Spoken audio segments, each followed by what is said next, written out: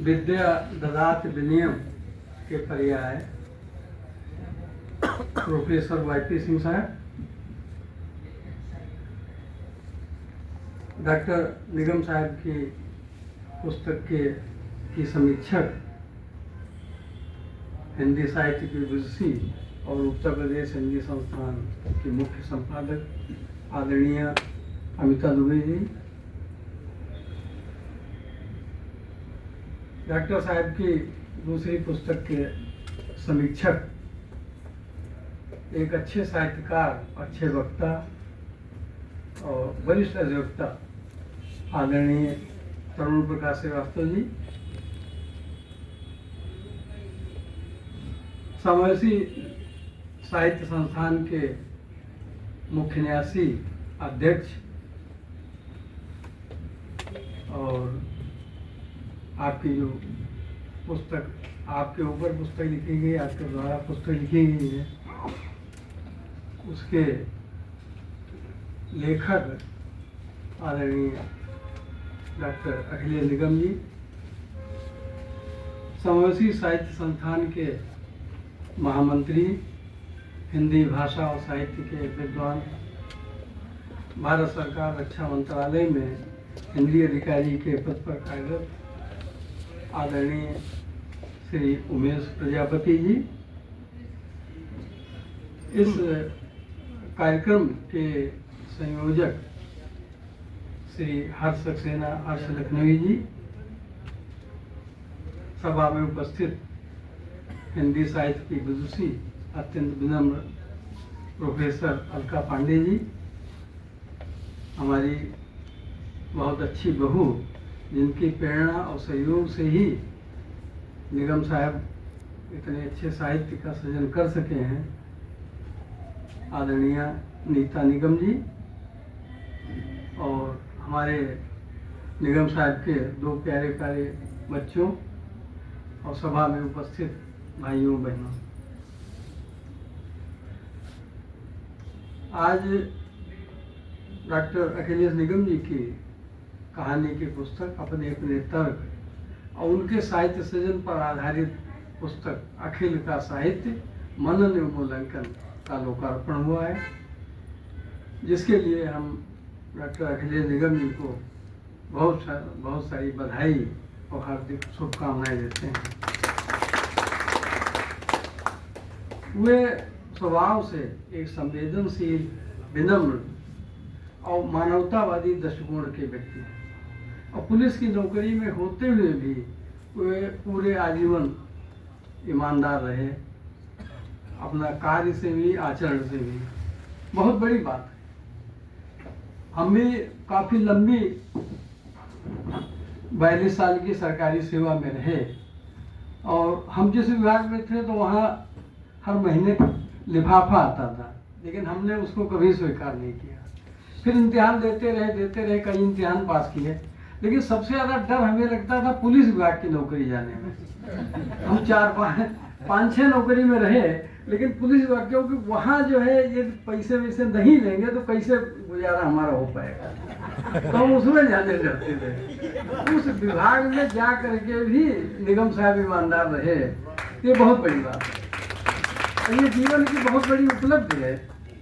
लेकिन एक बात हमने देखी है, चाहे नौकरी का मतलब सरकारी कर्मचारियों का समाज हो या हमारा स्वयं का समाज हो, हम जिस समाज में रहते हैं उसमें हम उसको ज़्यादा पसंद करते हैं जो हमारा काम एन केन प्रकार करवा दे, उसी को हम पसंद करते हैं।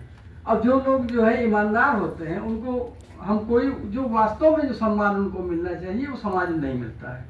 तो ये हम तो बिल्कुल कहीं से भी निराशावादी दृष्टिकोण के व्यक्ति नहीं हैं, लेकिन एक बात जरूर ये लगती है, ये समाज का दुर्भाग्य है जब हम अपने जो अच्छे चरित्र वाले लोग हैं हमारे समाज में और ईमानदार लोग हैं, पूरा जीवन उन्होंने त्याग से व्यतीत किया है, जब हम उनका सम्मान नहीं करते हैं तो समाज में हमारे दोष है, समाज का दुर्भाग्य है। तो निगम साहब तो ही हैं प्योर गोल्ड, तो उनका हमें जितना सम्मान देना चाहिए था, हमें ये भी महसूस होता है उनको उतना नहीं मिला। इनके जो वो ये संवेदनशील हैं, विनम्र हैं, ईमानदार हैं। तो इस उनके चरित्र और उनके स्वभाव जो उनका है, उसका प्रभाव उनके पूरे साहित्य पर दिखाई देता है। उन्होंने गद्य पद्य की 13 कृतियों का सृजन किया है और उनके अच्छे सृजन के कारण उन्हें 242 पुरस्कार और सम्मान प्राप्त हुए हैं। उनके ऊपर 12 लघु शोध भी किए गए हैं। उन्होंने जो है वो उनके ऊपर जो है 3 PhD स्तर के शोध किए जा रहे हैं और उनकी जो कृति है गिरगिट, जो कहानी संग्रह है, उसका कई भाषाओं में अनुवाद किया गया है। बहुत उनको मतलब ये उनके अच्छे सृजन के कारण ही उनको इतना सम्मान जो है प्राप्त हुआ। साहित्य जगत में जो उनका जो सम्मान मिला वो तो मतलब उनको वास्तव में जिस लायक हैं। और अभी तो उनको बहुत कुछ काम करना है, हम उनको बहुत शुभकामनाएं देते हैं। इससे अच्छा सृजन करते रहें और उनके यश में बहुत वृद्धि हो। वे साहित्य अपने साहित्य के माध्यम से समाज सुधार भी करते हैं। और वे नशाखोरी के विरुद्ध तो इस तरीके से पड़े रहते हैं जैसे पुलिस जो है अपराधियों के पीछे पड़ी रहती है।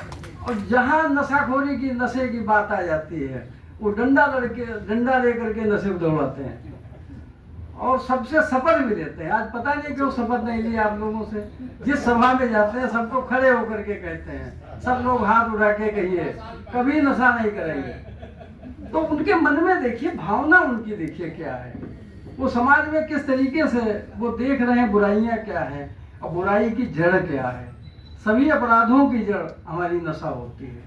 हालांकि हमने ये भी देखा जो नशा नहीं करते हैं वो भी एक से बहुत महान लोग हैं, ऐसी बात नहीं है। तो यानी केवल नशे वाले जिम्मेदार हैं, बिना नशे वाले भी बड़े बड़े कर्तव्य दिखाते हैं। तो ये तो बात ये रही। अब हिंदी साहित्य उनको बहुत शुभकामनाएं आगे। और हमारी जो बहू जी हैं उनके बच्चे तो बहुत प्यारे प्यारे बहुत अच्छे हैं। एक तो कैप्टन है, दूसरा लड़का भी मतलब इम्तिहान की तैयारी कर रहा है, वो भी बड़ा अधिकारी होगा। बहुत उसको शुभकामनाएं, आशीर्वाद। जो ये समावेशी साहित्य संस्थान के बारे में 2-4 बात करना चाहते हैं। अभी प्रोफेसर अलका पांडे जी ने बताया कि हिंदी जो साहित्य है उसके काल विभाजन 4 भागों में मुख्य रूप से किया गया है। वीर गाथा काल, उसके बाद भक्ति काल और रीति काल, उसके बाद आधुनिक काल। और आधुनिक काल का भी एक विभाजन किया गया है। सबसे पहले भारतीय युग और उसके बाद में फिर द्विवेदी युग, और उसके बाद छायावादी युग, उसके बाद प्रगतिवादी युग, और उसके बाद में जो है प्रयोगवादी युग, और उसके बाद में नई कविता का काल। कहते हैं नई कविता का काल जो है 1950 से मानते हैं।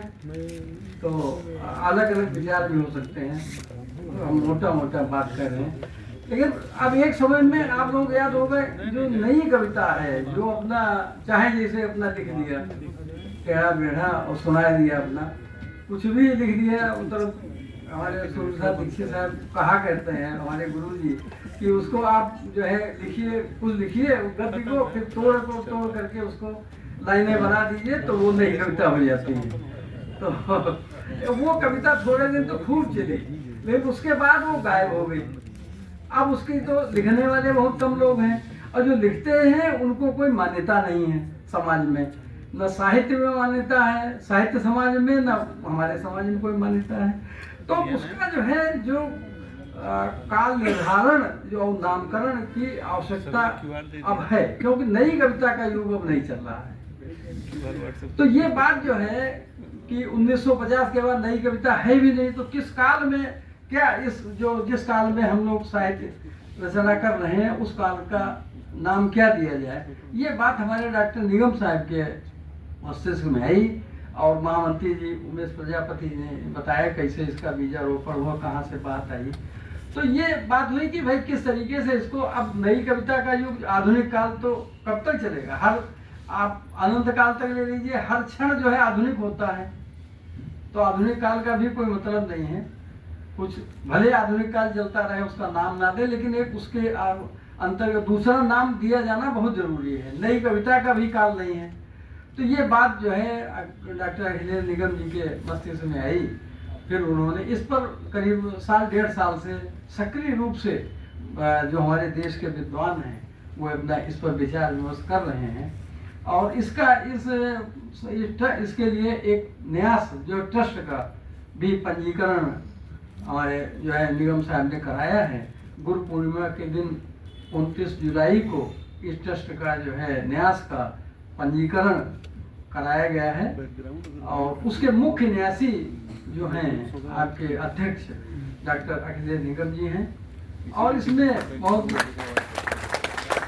जो हमारे जो न्यासी हैं वो जो हम लोग सबका अध्यक्ष जी का भी मार्गदर्शन कर रहे हैं, डॉक्टर हरिशंकर मिश्र जी हैं। बहुत विद्वान और चिंतक हैं। उनके रहने से बड़ी गरिमा इसकी बहुत काफ़ी वो मार्गदर्शन देंगे।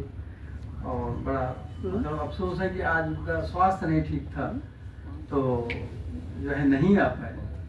और जो मतलब इनका इतना प्रेम है डॉक्टर साहब का हमसे, बड़े भाई तो हम हैं ही हैं, उम्र तो है ही ज़्यादा, तो उन्होंने हमको बैठा दिया। तो हम संकोच कर रहे थे, लेकिन उनका जो है प्रेम भरा आदेश जो था उसको मानना ही पड़ा। नहीं, इस योग्य हम नहीं थे कि वो यहाँ पर बैठते। तो अब जो है, अब इस जो आपके न्यास के जो आपके समावेशी साहित्य संस्थान के उद्देश्य बहुत सारे हैं। कुछ की बात हमारे अध्यक्ष जी और उन्होंने महामंत्री जी ने की, लेकिन मुख्य उसका उद्देश्य ये है कि हिंदी साहित्य के काल निर्धारण और नामकरण किया जाए। अभी जो है डॉक्टर प्रोफेसर अलका पांडे जी ने बताया कि ये बात हम सोच रहे थे कि इसका काल निर्धारण होना चाहिए, और ये बात हमारे भी मस्तिष्क में रही कि काल निर्धारण इसका आवश्यक है। हम किस युग में जी रहे हैं, साहित्य रचना कर रहे हैं, लेकिन इसको जो है हमारे जो डॉक्टर अखिलेश निगम जी जो है उनके मस्तिष्क बात आई, उन्होंने इसका प्रारंभ किया, इस पर विचार विमर्श शुरुआत की और सबको जोड़ा उन्होंने। इसके विधि सलाहकार और न्यासी हमारे बहुत वरिष्ठ अधिवक्ता हैं श्री तरुण प्रकाश श्रीवास्तव जी, वो हैं। और हमारे जो न्यासी एक जन्मेजय सिंह साहब हैं, वो भी लखनऊ के, हाँ जन्मेजय सिंह साहब हैं, वो आपके न्यासी हैं। और डॉक्टर साहब ने हमें भी इस न्यास का सदस्य बनाया है। हम इसके लिए अपना आभार प्रकट करते हैं। और हम लोग मिल करके इस पर गहन विचार विमर्श करके